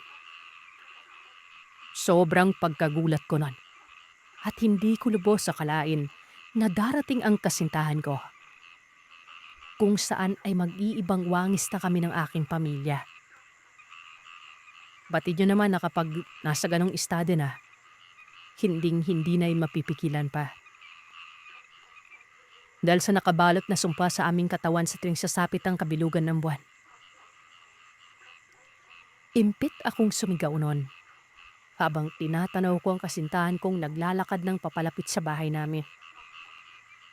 Maging ang pamilya ko, nag-ibang anyo na rin maliban sa aking ina. Kapag nasa ganong anyo na kami, nasa loob na lamang siya ng bahay, umuusal ng mga orasyong pambakod at sabulag. Nang sa ganon ay walang masamang mangyari sa mga anak niya at asawa. Nakita kong isa-isang nagsipaglundagan ng pamilya ni Tio Puloy papunta sa dalaga. Kaya naman hindi na ako nag-aksaya pa ng panahon. Mabilis na akong kumaripas ng takbo, papalapit sa kasintahan ko para iligtas ito sa kamay ng pamilya ni Tio Puloy. Nahayok na hayok sa laman loob ng tao. Pero doon rin ang mga magulang ko. Mabilis na rin silang sumunod sa akin. Pero sa kasawiang palad, Sir Seth, hindi ko pa nailigtas pa si Daniela. Huli na ang lahat nun. Nahawakan na ni Tio Puloy si Daniela at sumunod ang mga anak nito. Sinakmal, pinakba, hanggang sa magkapira-piraso na lamang ang katawan ng aking pinakamamahal na babae. Hindi ko na siya nagawang iligtas pa sa kamay ng pamilya ni Tio noon. Halong galit at paghihinagpis ang nararamdaman ko ng mga sandaling yon.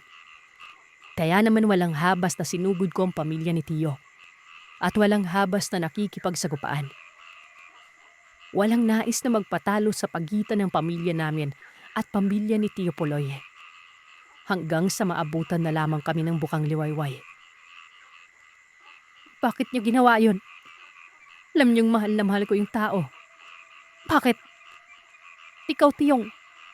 Binalaan na kita noon na wag mo pagkaintrisan yung kasintahan ko.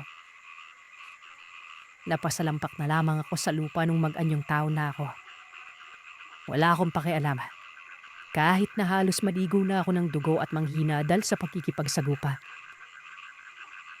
Hindi namin kasalanan ang nangyari, Manuel. Kung dapat sana'y binalaan mong kasintaan mong wag pumunta dito ng gabi, di sana'y walang nangyari masama sa kanya. Halos mamaos na ako sa kakasigaw. Habang humahagulgol na nakaluhod sa naiwang saplot ng bestida ni Daniela at ang bitbit nitong sana'y regalo sa kaarawan ko. Gustong-gusto kong pagpapatay ng pamilya ng tiyuhin ko. Hindi ko matanggap ang karimari-marim na nangyari sa kauna-unahang babaeng mahal ko noon. Ang tao na pinangarap ko na maging asawa at magiging ina ng aking mga anak at makakasama ko habang buhay. Nakiusap ang pamilya kong wag nang palakihin pa ang gulo. Dahil sa huli ay magkakamag-anak lang rin umano kami at iisa lamang ang aming mga bituhang pinagmulan. Mula noon, kinasuklaman ko ang sarili ko. Hindi ko man lang nagawang iligtas ang kasintahan ko. Di minsan, Hindi ko ginustong magkaroon ng dalawang katauhan na maging tao sa umaga at maging halimaw sa gabi, na naging dahilan kaya't napahamak ang taong pinakamamahal ko noon. Magmula ng araw na yon, hindi ko na ninais na umibig pa muli, lalo na kung hindi rin ng kagaya ko na isang aswang. Natatakot na ako mapahamak uli sa ikalawang pagkakataon at baka hindi ko na makaya ng lubusan. Simula din noon ay labis-labis ng pagtatanim ko ng galit sa pamilya ni Tio Puloy. Hinding-hindi ko sila mapapatawad, kahit pa sa kabilang buhay. Mang, gusto ko na munang umalis dito sa lugar natin. Gusto ko magpakalayo-layo at baka mapatay ko lang yung pamilya ni Tio Puloy. Malamlam ang mga matang tinitigan ako ni Mamang. Bago siya nagwika na kung gusto ko raw umalis ay mas maiging pumunta ako sa kapatid niyang isang manggagamot. Kung buo na talagang pasya mo anak, ihahatid kita sa kapatid ko at papakiusapan ko siya na kung maaari ay gawan ka ng paraan para kahit papano pansamantalang mapipigilan ang pagiging aswang mo sa mga panahong susumpungin ka. Alam mo, ito ang matagal ko nang nais gawin. Kaya nga lang gusto kong kayo mismo na mga kapatid mo ang magdesisyon. Dahil hindi mapipigilan ang pagiging aswang ninyo hanggat hindi ninyo kagustuhan. Hindi na nga ako nagpatumpik-tumpik pa. Agaran na akong hinatid ni Mamang sa lugar kung saan naroroon ang kanyang kaisa-isang kapatid na albularyong si Tio Bandoy.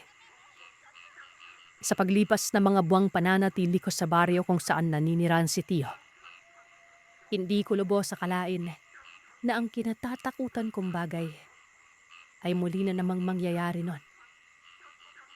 Muling tumibok ang puso ko at kahit ano pa ang gawin ko, pinaglalapit pa rin kami ng nasa itaas. Isang gabi noon nang masagip ko siya. 8:00 na ata yun ng gabi.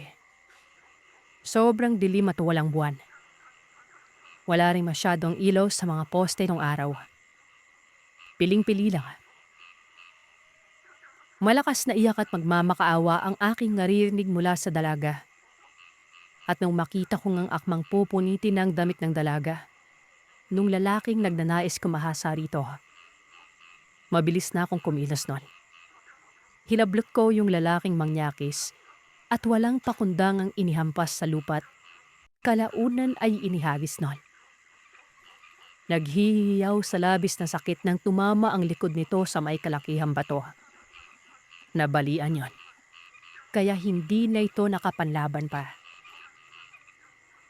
Nang lapitan ko ang dalaga, mabilis ko na siyang tinanong kung ayos lamang ba ito. Kitang-kita ko ang pangangatog ng katawan niya at hindi magkanda o gaga sa pagsagot. Hindi ko napaghandaan ang mga sumunod na nangyari. Bigla na lamang akong niyakap ng dalaga. Nagsusumiksik sa dibdib ko na para bang paslit na nagpapakampi. Naalala ko noong unang makita ko sa Daniela. Ganon na ganon ang nararamdaman ko nang yakapin ako ng dalagang yon. Maya-maya pa, medyo huminahon ng dalaga at napag-alaman kong Kunching ang pangalan nito. Isa siyang guro na nakadistino malapit sa baryo kung saan kami naninirahan ni Tio Bandoy. Nung makita ko ng malinawan na mukha ng dalaga, kinabahan na naman ako. May pagkahawig ang kanyang mukha sa dati kong kasintahang si Daniela. Malabong magkamag-anak sila. Magkaiba naman yung apelido nila at lugar na tinitiran eh. Wika ko pa sa isipan nun. Matapos kong maihatid sa ligtas na lugar ang dalaga ay umuwi na rin ako sa bahay. Dahil sa nararamdaman kong yon, ay pinilit kong wag nang muling magtagpo ang landas naming dalawa ng dalaga. Sa halip, itinuon ko na lamang ang sarili sa pagtulong kay Tio Bandoy na mag-asikaso ng mga taong may sakit. Napipigilan ko na rin naman ang pagiging aswang ko kapag hindi pa kabilugan ng buwan. Dahil sa mutyang ibinaon ang tiyuhin ko sa katawan. Kung kaya't kaya ko nang humawak ng mga bagay na panlaban sa aswang nun. Nga lang, Panahon na talagang nagpasya. Dahil sa may mga araw na sa hindi sinasadya, ay nagtatagpo ang landas naming dalawa ni Kunching. Kahit na anong layo ko sa kanya ay siya na itong lumalapit sa akin at pilit na nakikipagkaibigan. Dahil sa medyo naging marupok na rin ako ng mga sandaling yon, kung kaya tuluyan na nga akong bumigay. Hanggang sa naging magkaibigan na kami ni Kunching at hindi kalaunan, nahulog ang loob ko sa kanya. Isang gabi, kabilugan ng buwan. Hindi ko na naman napigilan ng sarili ko nang sumpungin ako sa pagiging aswang. Nagkataon pang wala si Tia Bandoy ng gabing yon, dahil nasa karatig siya at may ginagamot na paslit. Nung sinumpong na nga ako ay mabilis na akong pumasok sa kagubatan para sana'y doon maganap ng hayop na makakapagustog ng kumakalam kong sikmura. Nang makapasok ako at nakapaghanap na ng mga ligaw na hayop, walang habas ko yung pinaglalantakan. Nang maibsan ang pagkagutom ko ay nagmamadali na akong bumalik sa bahay noon. Pero laking gulat ko, Sirsa, nang makita ko sa pintuan ng bahay si Kunching nakausap si Tio Bandoy. Nang makita nila ako ay mabilis na hinawakan ni Tio Bandoy si Kunching at sinabihang huwag itong umalis. Naistatwa naman ng dalaga at hindi maalis-alis ang tingin sa akin nun. Sa mga nasaksihan niya ay hindi ako makatingin ng diretsyo at halo-halo ng nararamdaman ko. Diyos me, sinasabi ko na nga ba? Sige na, pumunta ka na sa banyo at maligo para makapagpalit. Tingnan mo nga yung itsura mo. Halos ipinangligo mo na yung dugo ng hayop na kinain mo. Wika ni Tia Bandoy at binigyan ako ng tuwalya. Mabilis pa sa 4:00 tinumo ko ang banyo at doon nga ay halos ubusin ko ang laman ng lalagyanan namin ng tubig. Wala akong mukhang mayaharap sa dalaga nun. Nung matapos na ako mahaligo at nakapagbihis na, pigil ang hiningang naglakad ako papalapit sa pintuan. Sobrang lakas ng kabog ng dibdib ko at pakiwari ko ay may mga naghahabulang daga sa sobrang bilis ng pagkabog nun. Nakatitig lamang sa akin si Kunching at hindi kumikibo kaya't pakiramdam ko ay may nagbabadyang hindi ka nais-nais na mong maaaring maganap. Bakit, Manuel? Bakit hindi mo sinabi sa akin yung tungkol dyan sa katauhan mo? Akala ko ba may pinagsamahan tayo? Pero bakit ka naglihim? Tanong niya. Ano kasi? Hayaan mo muna ako magpaliwanag. Natatarantang sabot ko nun. At sa kamalas-malasan pa, kahit na anong pag-iisip ang gawin ko ay wala akong maisip na idadahilan. Biglang naging mapuro lang utak ko sa harapan ng dalaga. Sos, huwag ka na magpaliwanag. Sinabi ko na yung lahat kay Kunching. Ikaw talaga. Halika na rito at pumasok ka na para makapagkape na tayo. Hayaan ni Tio Bandoy sa akin nun. Pagpasok ko sa loob ng bahay ay tinanong ko ang tiwin ko kung bakit umuwi siya at kasama niya si Kunching. Saglit niya naman akong tiningnan bago muling tumingin sa dalaga. Naalala mo ba yung dati mong kasintahan na pinatay ng pamilya ni Puloy? Tanong niya. Tumango ako at sinabing naaalala ko pa't hindi ko makakalimutan yon. Nagulat ako sa sinabi ni Tio Bandoy at halos hindi makapaniwala. Sa kadahilan ng pinsang buo ni Kunching ang dating kasintahan kong si Daniela. Kamuntikan ko nang mabitiwan ng basong may lamang kape matapos sabihin ni Tiyuhin yon. Nang tingnan ko naman si Kunching at tahimik lamang siyang nakatitig sa akin. Ayon kay Kunching, hindi ko na umano kailangang magpaliwanag pa. Alam niya ng buong katotohanan. Hindi ko naman umano kasalanan ng nangyari sa pinsan niya. Nung gabi umano bago mawala si Daniela, magkausap pa silang dalawa. At doon ay ikinuwento niya ang tungkol sa akin noon. Dagdag niya pang sa ate. Ang totoo ay nagpasama si Daniela sa kanya na bumili ng regalo. At nagkataong siya ang namili ng bagay na iririgalo sa akin ni Daniela. Noong una ay hindi ako naniwala sa kanya pero nung banggitin niya ang bagay na nakita kong bit-bit ni Daniela noon bago siya mamatay, doon pa lang ako naniwala. Hindi ko alam kung nagkataon lang ba ang lahat o ano dahil sa bakit tadugo pa talaga ni Daniela ang babaeng muling itinitibok ng puso ko noon. Kumbaga, ayoko na maulit pang nangyari yon, Sir Sep. At lalong ayaw ko nang dumating ang araw na danasin ni Kunching ang karumal-dumal na sinapit ng pinsan nito sa kamay ng kamag-anak ko. Matapos ang pag-uusap ng gabing yon, nangako si Kunching na hinding-hindi makakarating sa pamilya ng pinsan niyang nangyari. Dahil sa alam niya umanong hinding-hindi naman maniniwala ang pamilya ni Daniela sa mga aswang-aswang na yan.